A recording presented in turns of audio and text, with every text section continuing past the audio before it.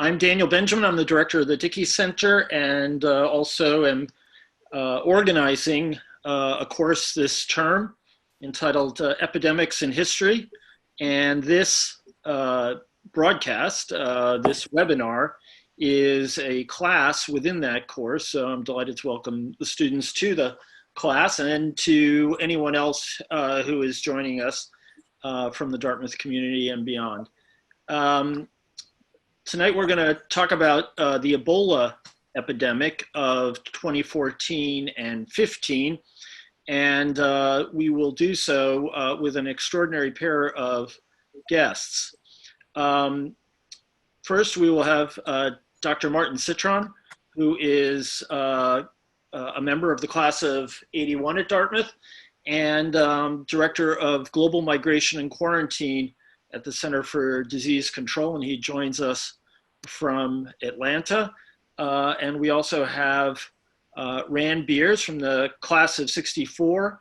At the time of the Ebola epidemic, Rand was Deputy Assistant to President Obama for Homeland Security, and he assumed that job after being successively Undersecretary, Acting Deputy Secretary, and Acting Secretary of Homeland Security. So these two individuals actually worked pretty closely together on what was at that time a remarkable outbreak and a remarkable exercise by the US government to deal with this outbreak.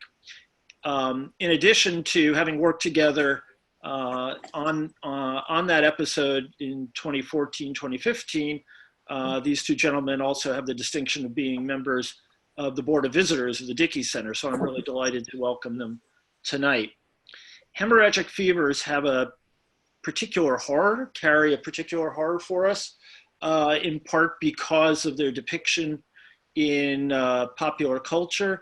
Many of you will remember the book, The Hot Zone, by the New Yorker journalist Richard Preston, which was later made into a movie, more or less, called Outbreak, in which Dustin Hoffman played a pale imitation of Dr. Marty Cetron.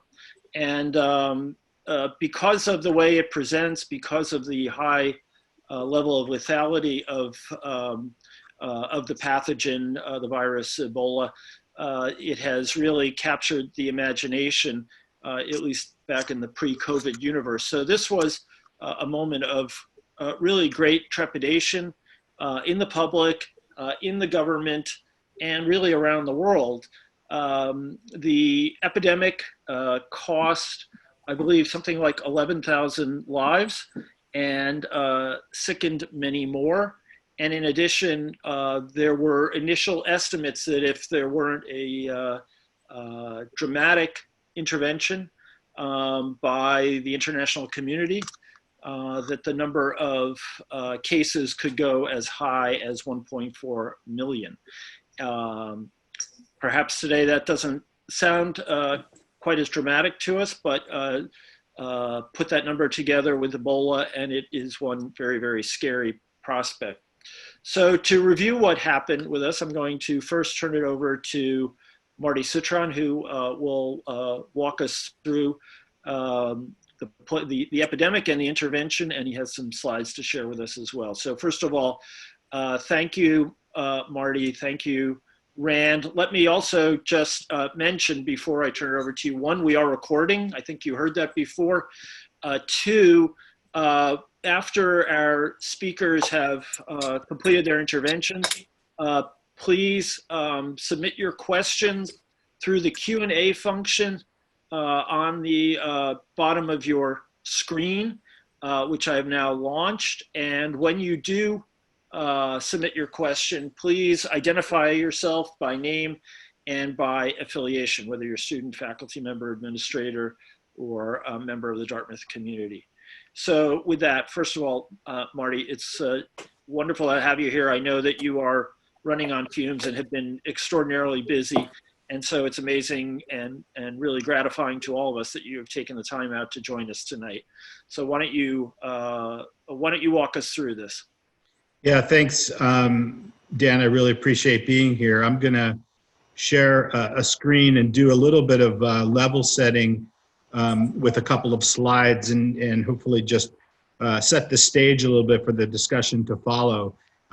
One, just to highlight that, you know, these public health threats, infectious disease in particular, are ongoing, and they were discussed in detail in '92 by a Prussian Institute of Medicine report on emerging infectious disease, and highlighting some of the threats that we would be facing with increased frequency in the future. That report came out in 1992.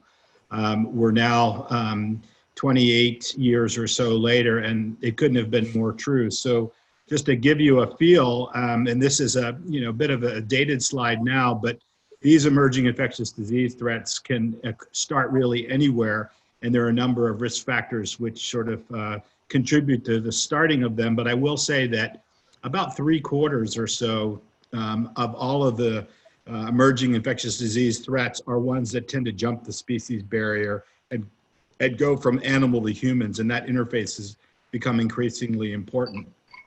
And consequently, if you combine the emergence of disease and the genetic proclivity of these pathogens to jump species and mutate and infect different hosts with the globalization of high-speed, high-volume travel, we're in a connected world like we are now.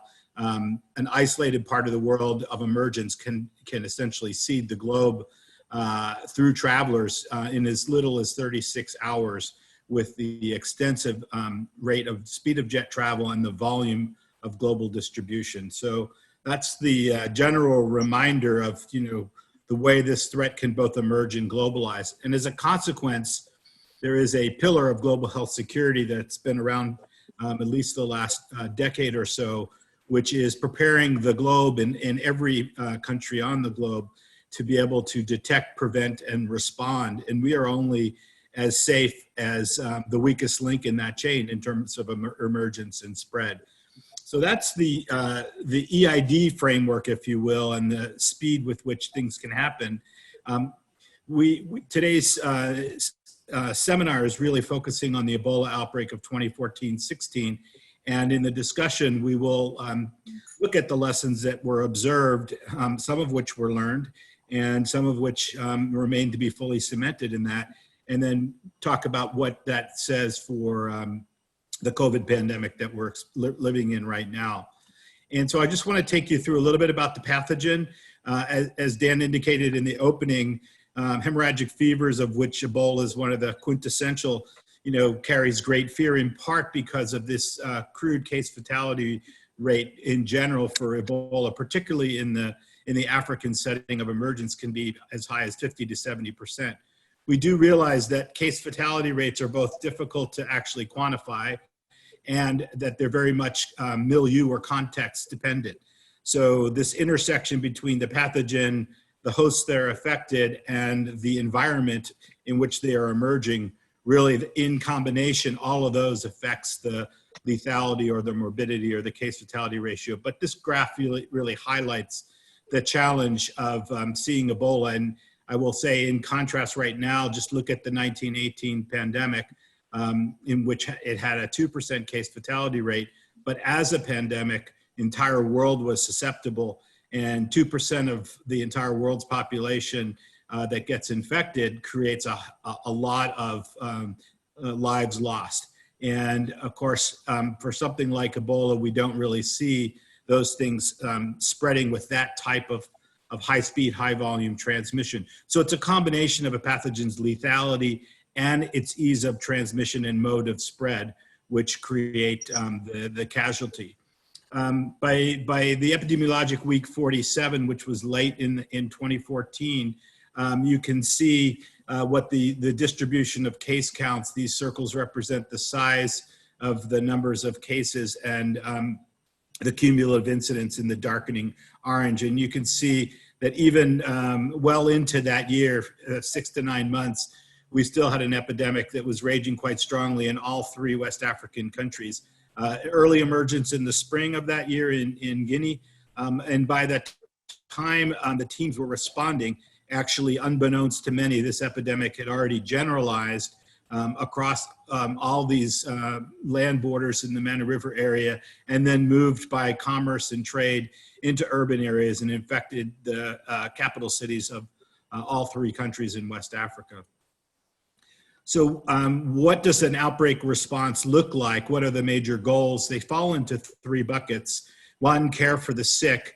The second is stopping human-to-human transmission in situ. This is really all about the bread and butter public health, and you're hearing it now every day. Find the cases, contact trace around every case, isolate the cases, and quarantine the contacts. Then provide for safe burial and other infection control practices, limit the amount of spread in hospital settings to protect the healthcare infrastructure, and finally, preventing international spread. These are the bread and butter, sort of goals and how to contain and respond to large global epidemics. It's in some ways like firefighting in three zones. Fighting the epidemic at the source is at the center here. You contain it. You try to put the fire out through these classic tools. But you also need to stop spread when importations occur in the immediate areas of risk. That's that second zone. We saw importations and spreads in Nigeria and Senegal and many other countries on the continent, and each of those have to be addressed because any single seed can start a major outbreak. And then you need to increase the level of preparedness to stop spread and detect early spread if importations occur, so you don't go on and get a global pandemic like the one we're experiencing now with COVID. There are instruments of law, the International Health Regulations of 2005, which were birthed by the SARS pandemic of 2003, really had a series of principles about what was the appropriate way to stem epidemics while being mindful of the collateral damage or the impact on travel, trade, and commerce, essentially trying to thread the needle between stopping the disease threat and minimizing the limitations on travel, trade, and exchange across borders, which has both economic impacts as well as impacts on being able to deliver supply chain and goods and services in the response. It's an important instrument. Some of the first things the international community does, in addition to fighting it at the source, is trying to create strategies to prevent leaving cases and contacts that were exposed in the epidemic, in the epicenter, from leaving and serving as seeds to new epidemics. And so exit screening became a very, very popular tool in this epidemic, perhaps more so than many of the others in the decade prior. This exit screening also is a comprehensive package. And in addition, many countries implement an entry screening to protect their own borders. In the United States, we had CARE kits. CARE stands for Check and Report Ebola. It involved not only the active monitoring, but really even more importantly than the illness assessment at the airport was the ability to monitor somebody over an incubation period. And Ebola, that was 21 days. And so we delivered kits at the airport, a cell phone to be able to reach people, and information and education, and encouraged all of those people coming in from the hot zone to essentially monitor and check their health. Temperature checks twice a day, symptom checks over a period of 21 days, and report those to state and local health departments. And this is a way to find those cases early, find the contacts, and then put them out before there's any significant spread. And this happened for 35,000 arrivals over the period of a year from the Ebola epidemic starting, and 98% of all of the arrivals from those three countries were managed through a very, very effective and aggressive public health program. Now we're talking about 35,000 arrivals over a period of a year, and that's going to be an important part in an epidemic that was largely concentrated in three areas that didn't have the global footprint that COVID does today. We saw in Ebola the use of a lot of assessments at immigration checkpoints. We also saw, a heavy dose of denial, where people didn't think Ebola was real, or it was an aspect of, made up by people with particular interest in the disease being out there. And so always this tension between what's the source of truth about what's going on, what is human nature in terms of denial of the threat, and the motives and suspicion of the various communication messages. It was a very big feature of Ebola in West Africa, and in fact also the recent Ebola outbreak in the DRC in 2018. We saw the widespread use of handheld temperature checks at border control points, as well as in admissions to various places that were considered safe spaces and the criteria. This really was the disease that made, even more so than SARS, that made thermometers and temperature checking a routine sort of passport for admission to spaces in order to prevent spread. Now, what were some of the challenges that we found? One of them is with the novel pathogen, we have to have a very, very high regard for humility. And that, in fact, we think we might, when we identify the pathogen, and it's something that we've seen before, resist the temptation to be overconfident. And in this case, Ebola Macona, that was responsible, very different symptom profile. It had a more of a cholera-like feature in which hemorrhagic diarrhea was very prominent, but the other sort of hemorrhagic symptoms of bleeding in the eyes and the mucous membranes wasn't as prominent a part. We learned during this outbreak that the virus could be retained in safe spaces in the body for much longer. And we found out for the first time, really, that sexual transmission could become a reservoir from the protected, in the protected site of the reproductive organs. And even after routine modes of transmission were controlled, there was this residual source of virus that could start and seed new outbreaks. Novel diagnostics needed to be obtained, experimental antivirals, and in fact, it was the vaccine development work that happened during Ebola 2014 in West Africa that led to the very effective vaccine that was used as a new tool in the Ebola outbreak in DRC.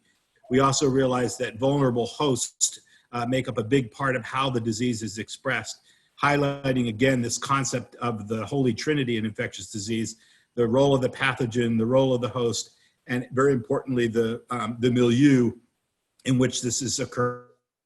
And it's this milieu that I want to talk about as I give you some more flavor here.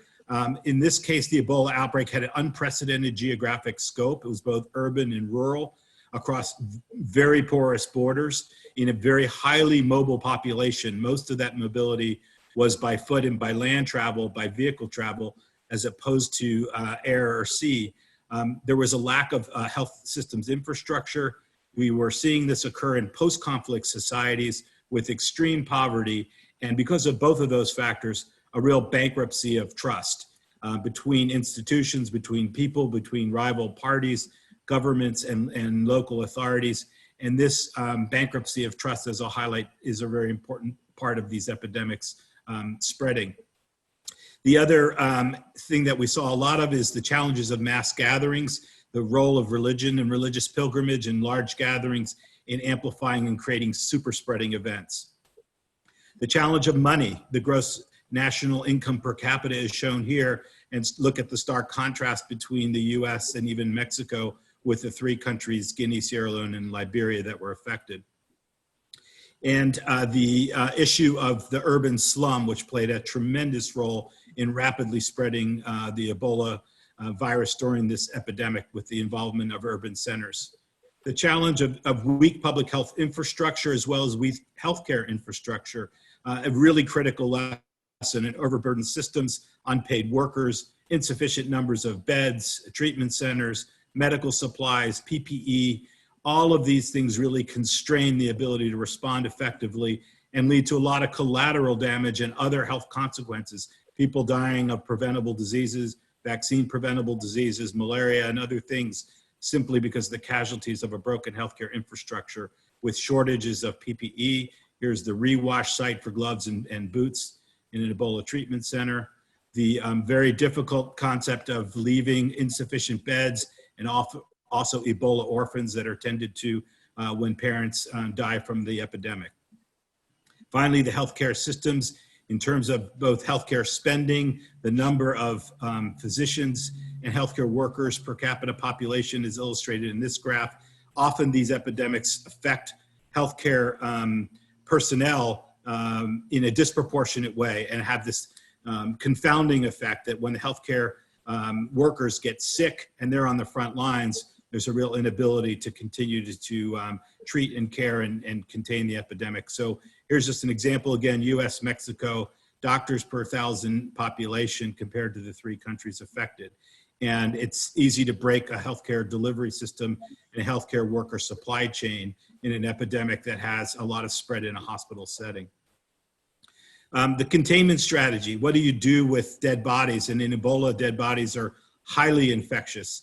And so how do you deal with safe burial? How do you deal with the cultural consequences?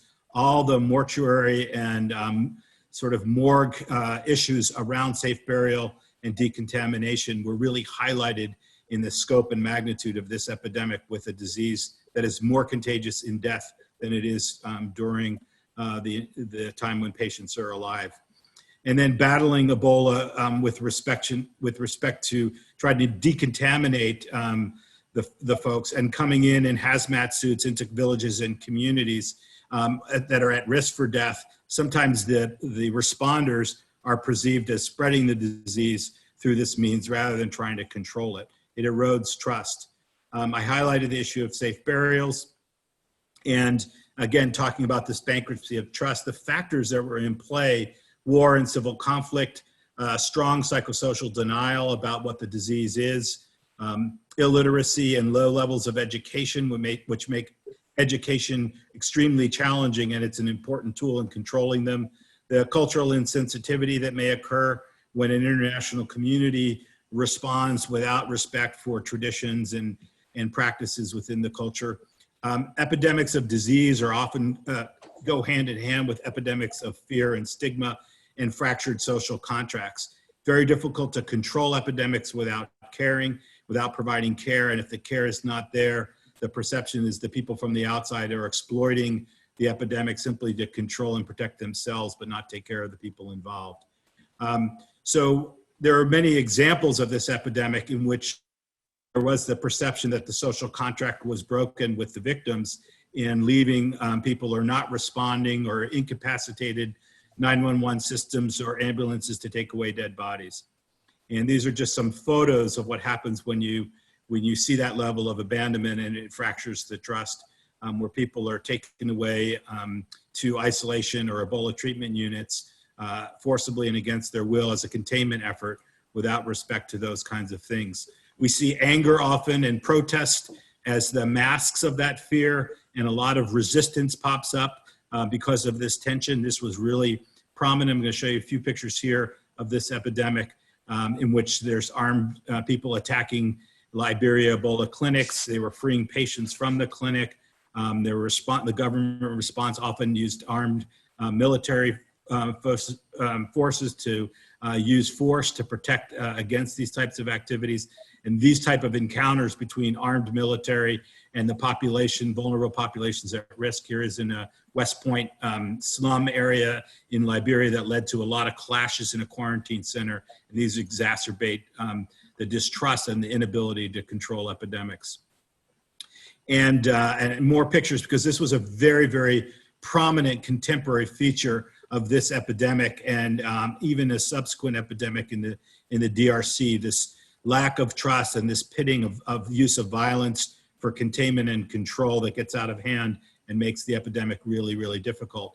There's also been the perception of privilege. So wealthy people or political leaders are seen here fleeing or escaping the quarantine order in the quarantine center, and during a clash in Liberia in which they're running underneath some torn away barbed wire.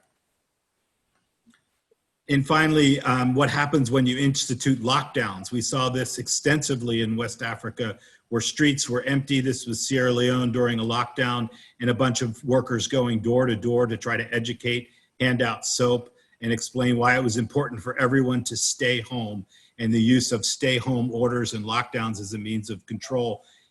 This epidemic, not since the SARS one before, was this such a prominent feature of nationwide lockdowns in order to achieve control of the epidemic. And in the end, the kinds of things that really turned the corner and worked were bottom-up strategies for social mobilization. And here is employing community leaders, religious leaders, to try to say the epidemic is real, educate people, and try to give them the tools they need in order to control it. There was a very, very extensive use of digital messaging and radio and video messaging that finally was able to get the word out. And we learned how important effective social mobilization and digital tools for communication are in getting an alignment between the individual interests, the community interests, and the national interests. And the last thing is we realize that when epidemics, are over, there's still a long road ahead for survivors who live with stigma, who are going back to devastated families or broken homes, and they often are socially stigmatized and marginalized simply because they had once, been victims. And so the fear of victims as vectors as opposed to human beings, and that stigmatization is sort of a persistent part of that. And at the same time, there's a sense of joy among those who've survived such a traumatic experience in figuring out how can these people, these survivors who are both joyous and stigmatized, be an effective part of the response. With that, I just want to end with one last slide, which is something that we really learned. I've been doing this for 28 years at CDC, and one of the most important lessons I've learned with every emerging infection and new global epidemic is that the greatest enemy of knowledge is not our ignorance, but it is the illusion of knowledge or the perception that we know more than we do. And that hubris often can kill. And maintaining a sense of humility about Mother Nature's emerging pathogens is absolutely paramount. And every new virus that emerges will present as a twist and surprise us. So staying on the lookout for the unexpected and not assuming we know that we're dealing with something familiar. And I think that's probably a good place to hand back to you, Dan, and transition. Marty, thanks so much. That was absolutely fascinating. And we've now seen the picture from the field. And Rand, I hope you can deliver the other side of it, how the United States and its international partners rose to meet this challenge and all the different hurdles we faced in doing so.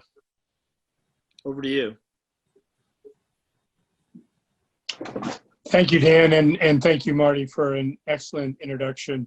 I think your comments about humility during the presentation and the Hawking quote at the end are really an important marker in terms of how we all should look back as we see this. The U.S. government, while it was aware of what was going on in West Africa, and the president was informed about it in March, really didn't begin beyond CDC's involvement overseas and U.S. Embassy reporting from the field, didn't really begin to mobilize resources to flow toward the field until the July, August timeframe, in part from the assumption that the World Health Organization was normally managing these contexts in association with local health officials and NGOs in the field,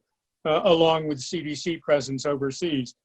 At that point, at the beginning of August, as that realization came about that with the WHO alone running it, we weren't going to be able to deal with the massive number of cases and deaths that were showing up and were projected to show up in West Africa.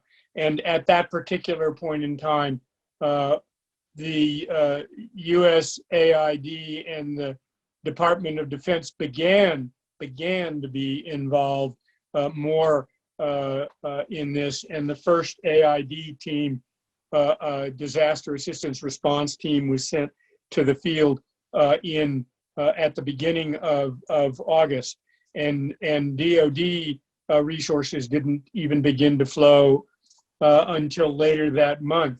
And it wasn't really until the president declared the crisis in West Africa as a tier 1 national security health emergency that the full resources of the United States began to flow toward there, in particular a larger CDC contingent, a larger AID contingent, and ultimately 2,800 U.S. military personnel who backed up the efforts of AID and CDC, who really ran the effort overseas with logistical support and construction. By the time that this flow began and picked up, what looked like it was going to be a significant global issue turned out to be peaking and going downhill. But it really required, as Marty said, the persistence of the effort, not just to say, oh, well, we peaked and things are going downhill. We don't need to worry about this anymore. So the US participation went on for some time after that. But what I want to focus on really is what happened domestically and the decisions and issues that had to be looked at there. The first arrival in the United States of an Ebola patient was in August, on the 3rd of August, when a U.S.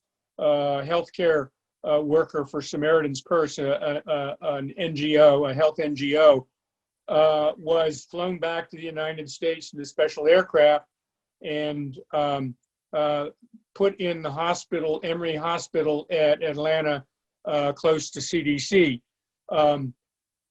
The reason that this is important in many ways is that this was the first time that we'd had a patient treated in a high-level hospital in a developed country.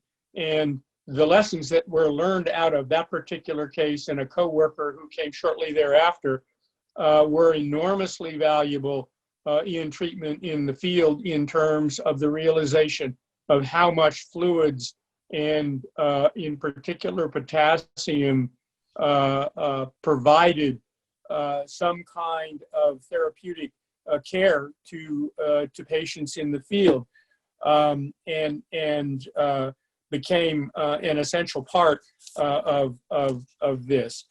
The second one was, as Marty indicated, there had been exit checks in West Africa for people leaving the 3 affected countries and going to other countries.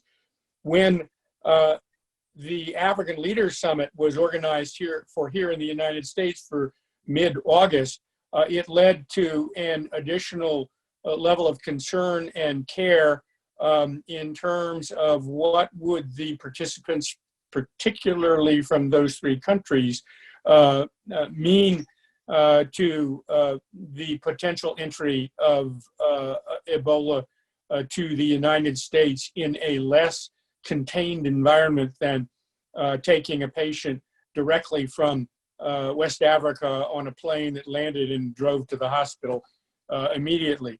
And so we instituted here entry-level checks for these individuals, which actually preceded the larger program that we had earlier. However, this also began the discussion seriously of what should the United States in fact be doing with respect to immigration or entry policy. And there was a large outcry that we ought to not allow anybody from these 3 West African countries, or maybe even Africa more generally, to enter the United States. We got through that. There were no incidents.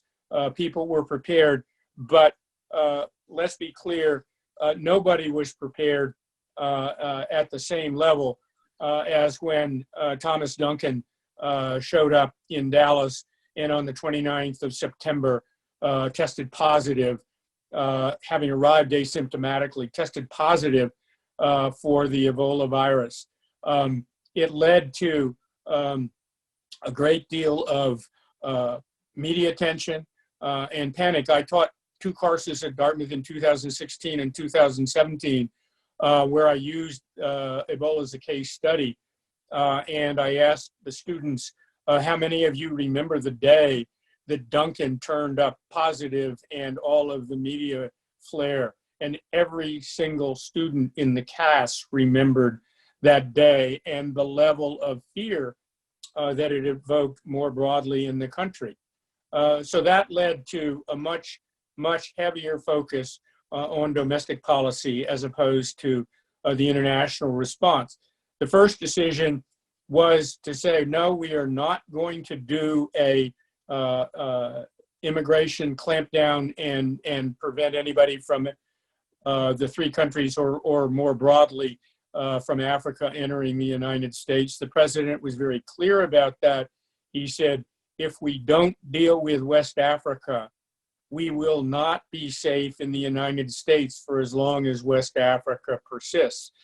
And so while giving that clear guidance, and he recognized as well that we needed to have an entry-level check system that Marty described, and to funnel anybody who had come directly from West Africa, from those three countries, had to go to one of 5 key airports in this country that were all prepared to deal with the entry. But as simple as that sounds, the first issue was, how about the people who are checking the people who enter? The CBP immigration people and their union put up a high level of concern until they were assured that there would be protective gear for the individuals who would perform the first temperature checks, and that anybody who did not pass the temperature check would immediately be referred to some place that they would be able to be quarantined and further treated and moved to an appropriate care facility. In addition, as Marty indicated, this was the beginning of a serious pursuit of the virus by having all of the individuals given both information and a cell phone and a requirement to report daily about their temperature in order to determine whether or not they had become symptomatic by virtue of that reporting system, as well as other concerns. The second concern on contact tracing that arose almost immediately with respect to Mr. Duncan, but almost immediately was with respect to the 2 nurses who had treated him and who had become positive with the virus, one of them on the 13th and one of them on the 15th of October. The first nurse, Nina Pham, stayed in the Dallas area, and the contact tracing was much simpler. But for some reason, the other nurse, Amber Vincent, was allowed to go to a wedding in, I believe, Ohio. She flew on a plane, she mingled with the wedding crowd, and as we are talking about that today in the context of COVID-19, this was the beginning in that context of the serious contact tracing, which was not only there, it ended up on a cruise ship because somebody who had been in contact with one of the nurses had gone on a cruise, and all kinds of complications associated with that. To some degree, those first issues led to a pretty important decision, which was to bring a political master named Ron Klain to become the Ebola coordinator for the entire foreign and domestic effort, although his primary reason for coming was the need to ensure that we could protect Americans at home as well as deal with what was going on abroad. There was a lot of criticism because he wasn't a doctor, but it turned out that what he was an excellent manager. He was ensconced in the NSC system, even though he was doing domestic as well as international, and he had direct access to the National Security Advisor, to the Chief of Staff, and to the President himself. One of his first tasks was to establish a domestic emergent Ebola hospital system.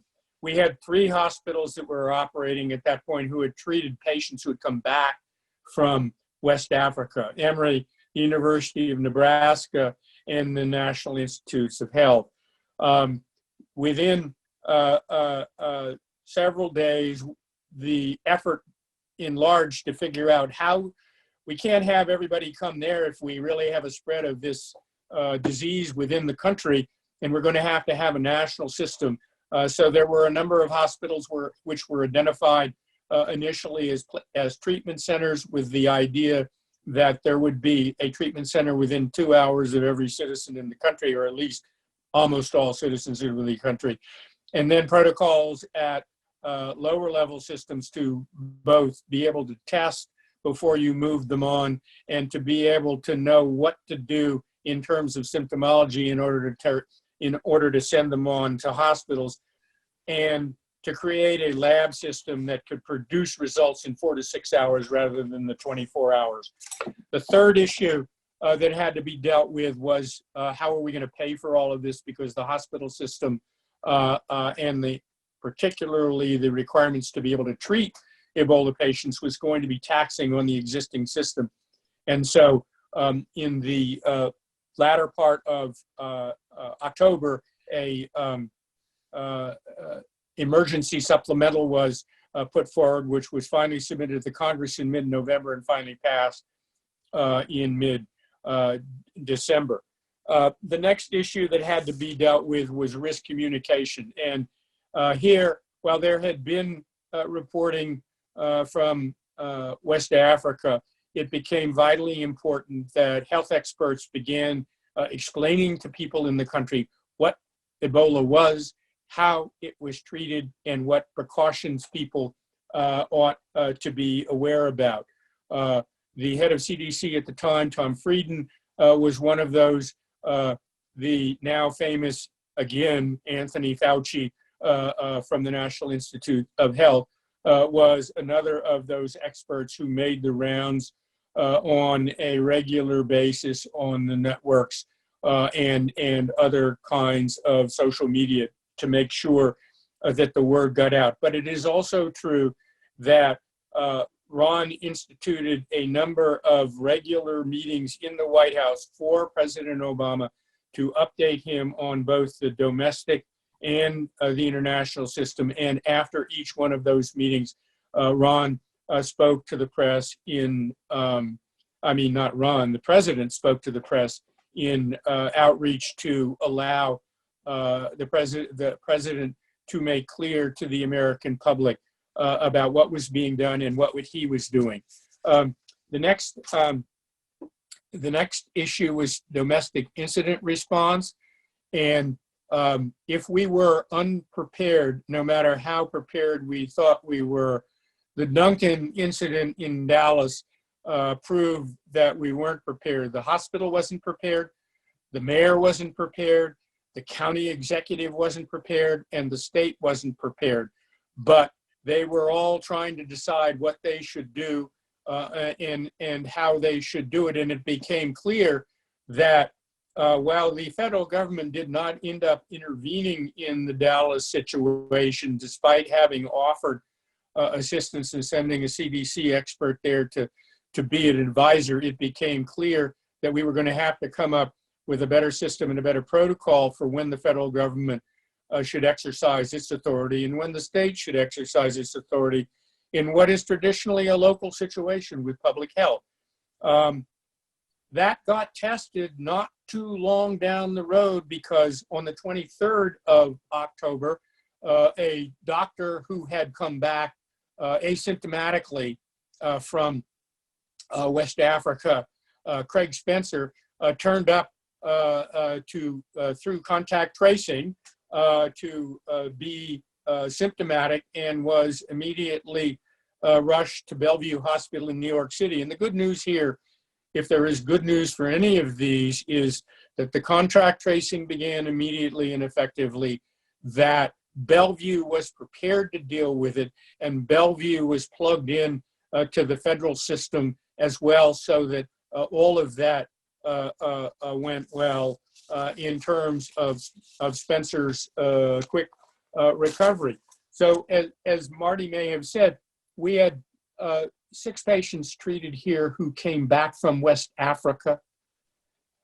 except for Dr. Duncan, and 5 of them were successfully treated because we learned a lot and we were ready for them, and 1 died because he came back too late. The last and final point that I want to make is waste management, which became a horrendous issue. Normally, the waste management from the hospital in Dallas would have gone to a treatment facility in Kansas. The governor of Kansas refused to allow that material to come into his state. The Texas governor found a helpmate in Louisiana in a toxic disposal facility there, which was able to do that. And the material from the Dallas case was handled in that way. But when it got to New York, that's a long way from Louisiana. And there was a much closer treatment facility in Maryland. Maryland refused to take the toxic waste. So it was again going to be transported to Louisiana, and the governor of Mississippi was so concerned that he had the State Highway Patrol accompany the caravan of waste material through his state to make sure that there wasn't a public health crisis in Mississippi. That issue remains still an open issue that we haven't dealt with entirely, at least in the context of something as deadly as Ebola. I want to stop there because I want to leave time for questions, but I will make one final comment or read one final comment. In the NSC Interagency After Action Report that was prepared and published in 2016, one of the paragraphs in that said the following: "It is important to deploy social mobilization campaigns along with clinical care to breed confidence between communities and responders and leaders going forward. It is easier to scale up social mobilization than treatment interventions. Social mobilization will be seen even more essential in an epidemic in which we are not prepared rapidly to field therapeutics and vaccines." Let me stop there. Thank you very much, Rand, for a great presentation. Let me just say to everyone who's watching, we're going to continue this to leave time for questions till 8:45, as long as we don't lose any of our panelists. I hope you can stay with us. I want to start, first of all, by just saying that the after action report that Rand referred to is a really remarkable document, and I hope everyone pays close attention to it, because it is a government report that is really fascinating and gives you a sense of the narrative of the story unfolding and the enormous number of challenges that were encountered at every step along the way. And I think that Rand ended on a great note by underscoring that everything turns into an obstacle. Everything, even the garbage, will trip you up, is I think the point of what he was saying. And particularly given the challenges of our federal system, everyone has power and has influence over the process, so things get enormously complicated. So I want to start off with one question for particularly, I think, for Marty, but for both of you. One of the messages in the after action report and in the history of this crisis was that the WHO was fairly early on overwhelmed by the magnitude of the crisis. Now, there's a lot of WHO bashing going on right now, and I don't want to have anything to do with that, because I think the WHO does a great job most of the time, or much of the time, under very difficult circumstances.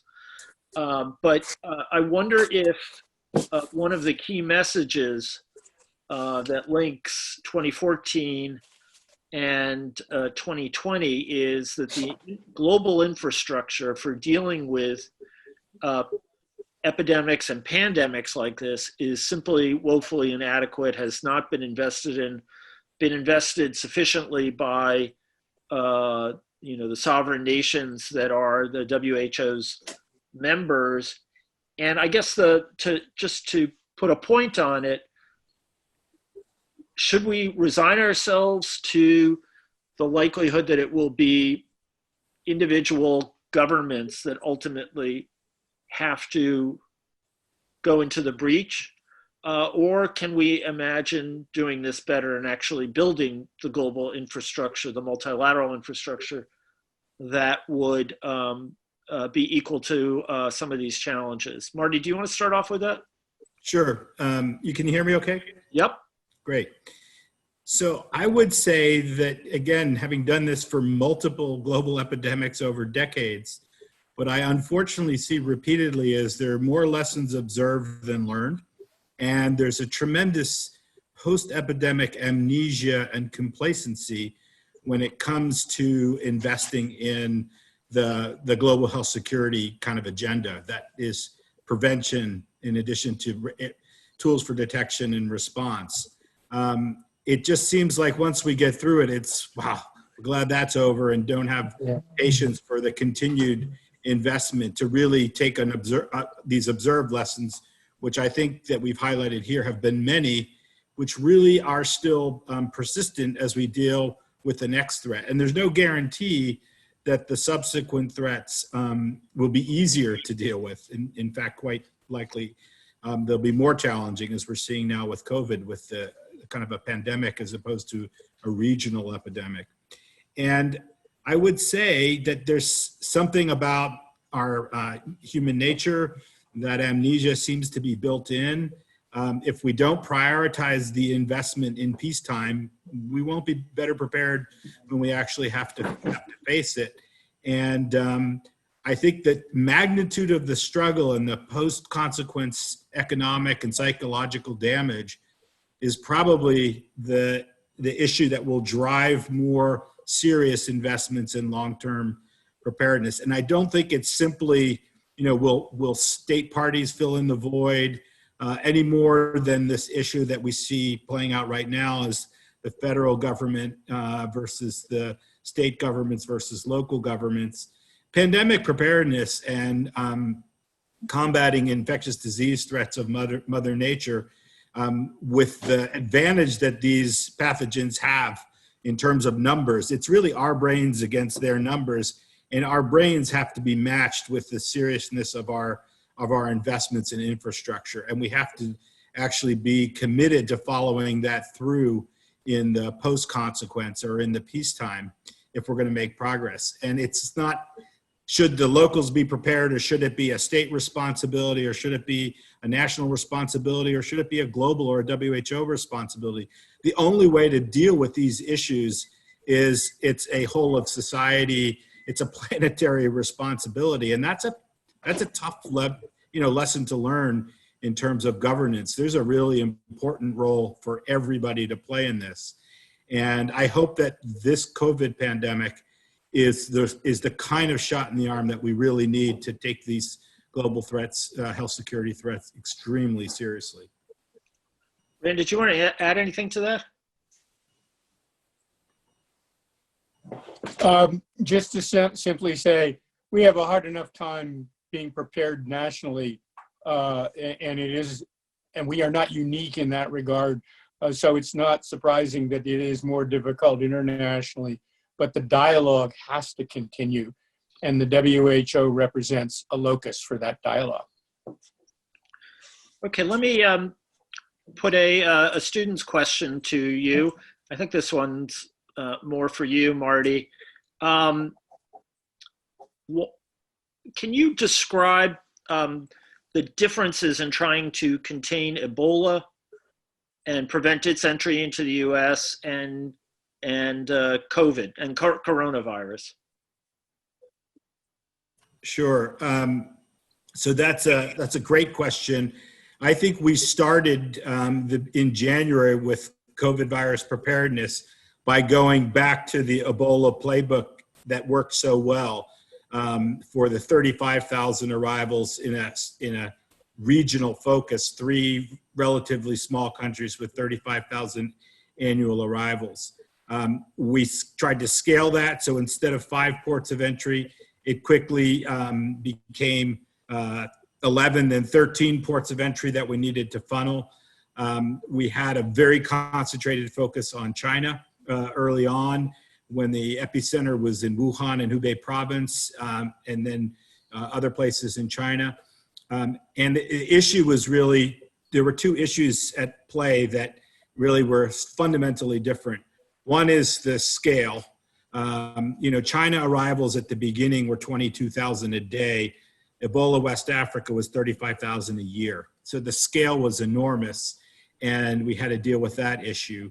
And as this pandemic rapidly shifted its epicenter to become global, from China to Asia, to Europe, to the US and the Americas, et cetera, the number of impacted countries really overwhelmed this concept that we could do entry screening and risk management. The second fundamental difference is Ebola largely is most infectious towards late in the illness, and as I mentioned, more infectious in death than even in early symptom onset. And so by the time people are most highly infectious, their ability to travel around the world by air is quite limited. It happened occasionally, and that's how things seeded in Nigeria.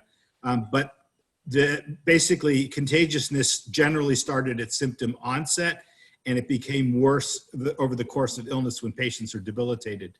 COVID, unfortunately, as we have learned over the last 4 months, is highly contagious before symptoms start. In fact, 2 to 3 days before symptoms start, asymptomatic infections with high viral loads are common, and the greatest infectiousness may be right before the symptoms or the couple days after. These people generally feel entirely well or only mildly ill with common cold symptoms, and they are widely able to travel around the globe by air, land, and sea. And so suddenly the strategy where we look at fever checks, symptom questions, risks of exposure, when they expand in scale and they involve pre-symptomatic spread, our border strategies need to adapt with them. All border strategies are just one layer of Swiss cheese that have to be redundantly placed in order to create a multi-layer defense. But in the case of COVID, some of those slices are more whole than cheese, and we have to adapt and have much more aggressive strategies. And so much of COVID is spreading essentially before people even know they're sick, and that makes for a huge challenge. And I think we have to adapt and pivot to that. So those are some of the differences. What was generally effective and less globally transmissible with Ebola is a whole different story with the COVID pandemic. Okay, a number of students have asked variations on the same question, and it's a question that Marty has addressed in part, but I wanted to put it to you, Rand. And the question really is, why do you think, and I'm asking you this as a longtime public servant and as an observer of our politics and our government, why didn't we learn the lesson to take pandemic seriously after Ebola? Why do we have this, as Marty described it, post-epidemic amnesia? We might blame some of it on a change in government and having people in who had not been there before and not had that experience, but it does seem to go beyond one particular administration.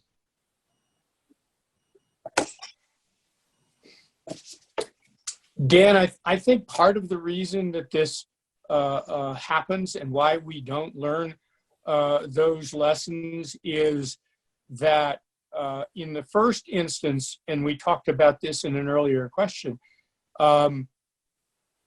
governments and legislatures the latter in particular, are reluctant to invest in preparation for the next crisis. And the other lessons learned associated with that then end up in some degree atrophying, and the people who have the institutional memory, even though Ebola wasn't that long ago, who led the efforts have moved on, and the people who deal with them simply don't have the institutional memory and don't seek the institutional memory for that. The difference between COVID-19 and Ebola is that COVID-19 is essentially a domestic crisis. And because Ebola didn't become a serious domestic issue despite the fear involved, the efforts to keep preparedness up were allowed to simply atrophy. But I think that that's a more general problem in terms of lessons learned, that governments and the people who appropriate funds don't want to have to spend money on the future when they're trying to deal with the present. Yeah, it's a sobering commentary on our skills at self-government. So, Rain, I have another one for you. I'm mindful of the fact that that Marty is still serving and should not be put in the position of commenting on some of the political aspects of all this. But Molly, a member of the class of 22, asks, how do we become successful in growing the ground-up social movements in such a polarized society where some believe that this virus is fake and others believe that it is a serious threat? In other words, how do we do a better job at public education against a backdrop of such serious polarization? And if you have a really good answer, I'd like to invest in you.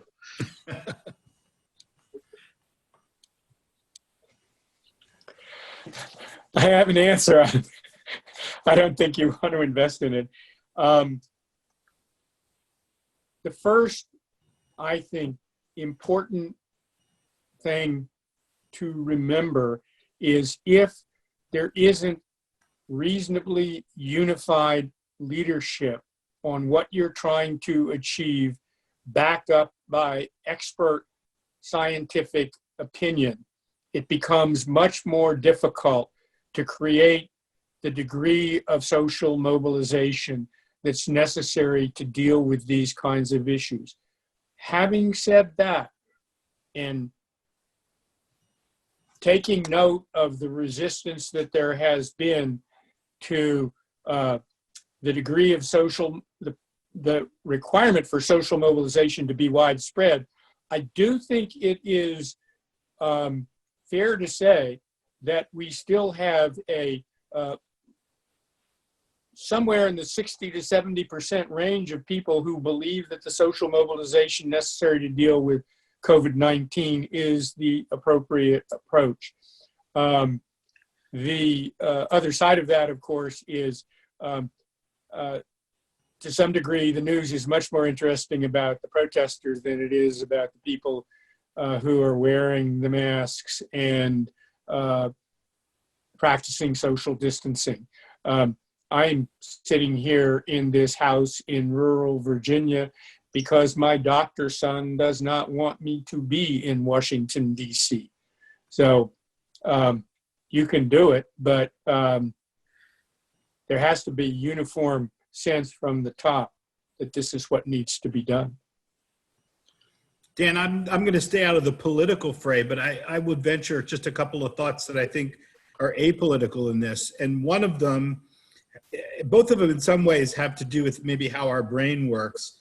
I think that what really hinders some of this is the psychological aspects that combine both denial of serious threats or the desire to see a more favorable outcome against what is an overwhelming body of evidence. So the perception of risk and perception of threat is often colored by perhaps a hindbrained instinct to self-protective instinct to not see things as they may really be. And I think I see this in professionals, I see it in all types of different folks. So I think it's got a universal human characteristic of us to find the safer explanation for a series of events than the ones that represent an existential threat. It's the same reason, people deny the blood in their stool for a year before their late colon cancer is diagnosed because it's just a hemorrhoid, even when the facts would speak otherwise. And the second psychological thing may be a little more cultural, but it may also have some amount of universality. And that's the embracing, the mind's embracing of false dichotomies, the parsing of situations into either or. Either we are going to save lives or we're going to rescue the economy. Either we are going to invest in local preparedness at the extent of global readiness, or we're going to invest globally, and it's all just a zero-sum game.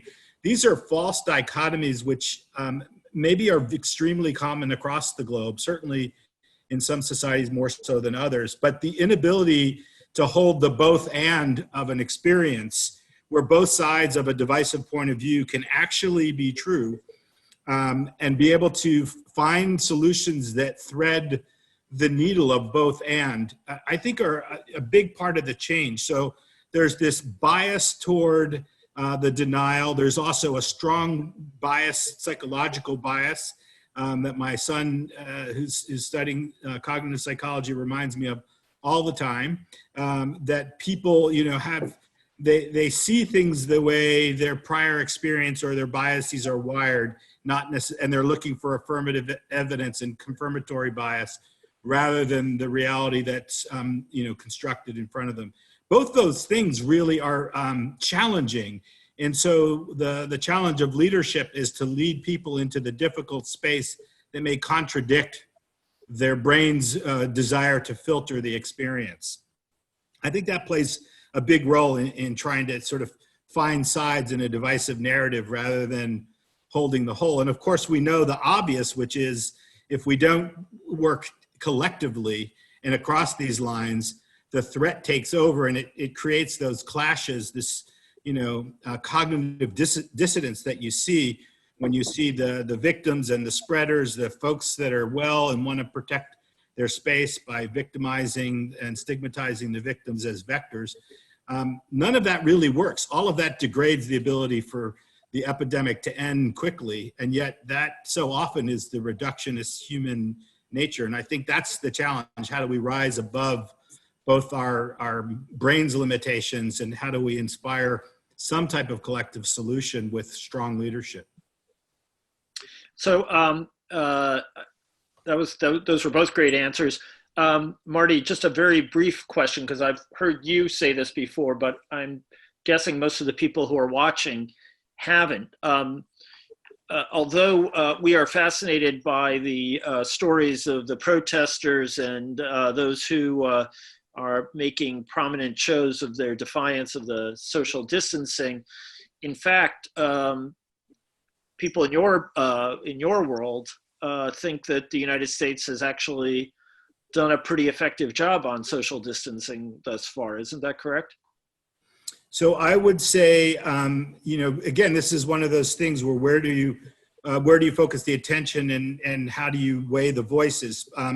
I think the evidence and the data by social mobility, looking at movement, cell phone movements away from home, all of that suggests that people have reacted appropriately to the fear and the message that the only way we're going to reduce the intensity of infection and transmission is to stay put and keep distance, so the virus essentially ends in an individual infection and is not so easily transmitted. It has worked. The question is, for it to work most effectively, it needs to be done early, before you actually see the threat in its intensity, and it's hard to convince people to respond then, and you have to sustain it longer than anyone usually has the patience to get over not just to flatten the curve, but to get over the hump and be on the downside of incidents where the virus is down low enough again that you can use an aggressive containment. So I think it's absolutely clear that the country has risen to the challenge and the message and the severity of the threat, and has really, complied, even in the absence of whether there were stay-at-home or legal orders, state-based or other kinds of things. People got the message and stayed put. But then the collateral damage starts to come in, and this is in the form of a triangle. There's the saving lives and the collateral damage on health by staying put, including of people avoiding hospitals or immunization rates going down because parents aren't taking kids for child visits. Then there's the economic devastation that's obviously apparent now in great form. And finally, there's the psychosocial toll of remaining isolated in the face of these existential threats, where most of our comfort would come from being together and embracing that fear through a common shared experience. And now being together means doing it at a distance or over Zoom. So those three are in very much tension. They're real, and we have to find that balance. But I do think both the first phase and the phase of widespread social distancing and mitigation were effective at achieving those goals. The question is, how do we integrate all of the, not only doing that, but also the unintended damaging collateral damage? That's sort of the challenge of moving to this next phase. Right. Okay. Well, look, we've unfortunately come to the end of our time, and there are a whole bunch of great questions that we haven't had a chance to pose, but I want to thank our speakers, Marty Cetron and Rand Beers, for really some terrific presentations and really interesting answers to impossibly difficult questions. And, I am really delighted and grateful that you could both make it for this event. I think, Dartmouth is very fortunate to count you among its alums, and, good luck and Godspeed with the challenges ahead. I want to just wish everyone who's watching a good evening, and hope that they stay careful, stay healthy, and stay tuned in. And with that, we'll end tonight's event. All the best to you.